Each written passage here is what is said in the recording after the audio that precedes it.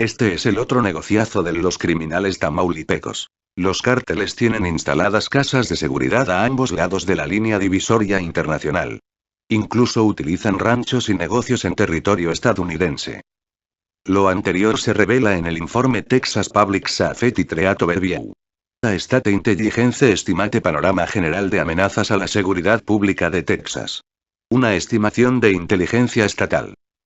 De acuerdo con el documento elaborado por el Texas Department of Public Safety en colaboración con agencias de seguridad interior y nacional de Estados Unidos, los cárteles mexicanos se han hecho del control de ese negocio ilícito y lo han vuelto más violento.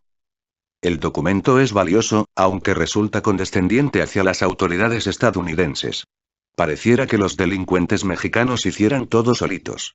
Sin colaboración de las mafias al otro lado de la frontera y sin la complicidad de servidores públicos de ese país, lo cual no sería posible. Más allá de eso, el informe revela que las principales organizaciones mexicanas de tráfico de drogas ahora comandan y controlan las operaciones de contrabando de personas en su territorio a lo largo de la frontera entre México y Estados Unidos. En el documento se establece que casi todos los migrantes que ingresan ilegalmente a Estados Unidos se valen de organizaciones criminales de contrabando, no necesariamente narcotraficantes. Y reconoce que estas organizaciones se encuentran en ese país y tienen la capacidad de mover personas a través de una red de casas clandestinas al interior de esa nación. Así, continúan traficando personas aunque éstas ya hayan ingresado a la Unión Americana. Contratan a organizaciones de traficantes para transportarlos e ingresarlos ilegalmente a Estados Unidos. El documento advierte que son muchas las organizaciones criminales que históricamente se han dedicado al contrabando de personas. Ahora, algunas de ellas tienen una particularidad: que están involucradas en otros delitos y hacen uso de la violencia. Una vez que las organizaciones ingresan a Estados Unidos a grupos de migrantes, el contrabando humano continúa a través de una red de inmuebles. El informe señala casas de seguridad, casas abandonadas, viviendas, ranchos, lugares de negocios, cobertizos, almacenes, casas rodantes o móviles. Incluso, hoteles y departamentos.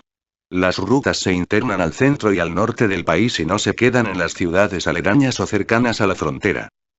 La duración de la estadía en un escondite puede variar desde unas pocas horas hasta varias semanas. Algunas organizaciones criminales utilizan casas secretas. El documento señala que ahora son los cárteles mexicanos los que controlan, facilitan o se benefician del tráfico de personas a lo largo de la frontera entre Estados Unidos y México. Los líderes y los miembros de los Zetas, el Cártel del Golfo, el Cártel de Juárez y el Cártel de Sinaloa dirigen las operaciones de contrabando de personas. En algunos casos, los miembros y asociados del cártel participan en las operaciones de contrabando humano, posiblemente de manera independiente de las órdenes o la supervisión de los líderes del cártel. En estos casos se requiere de alguna conexión entre las organizaciones traficantes de personas y los cárteles. Las organizaciones saben que están obligadas a pagar a un cártel por operar en su territorio. Sin embargo, en algunos casos, son los cárteles los que establecen las reglas sobre cómo y dónde pueden operar las organizaciones de contrabando de personas. Es decir, se han hecho del negocio. Para los cárteles, el trasiego de personas se convirtió en una actividad altamente rentable entre 2014 y 2015. Desde entonces han buscado consolidar este trabajo como uno más dentro de su portafolios de negocios. Aunque las aprehensiones de migrantes ilegales se producen a lo largo de toda la frontera suroeste de Estados Unidos, en la actualidad están más concentradas en el sur de Texas, incluida la zona del Valle del Río Bravo. Como siempre, resulta que los estadounidenses saben más de lo que pasa de este lado de la frontera que los propios mexicanos.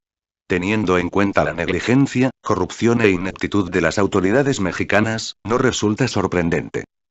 Lo curioso es que los gringos hayan identificado a las organizaciones criminales de este lado de la frontera, pero no sepan quién les da cobijo cuando pasan a su territorio ni cómo hacen para burlar a su sistema de inteligencia y seguridad. ¿O será que la ineptitud y la corrupción también privan de aquel lado?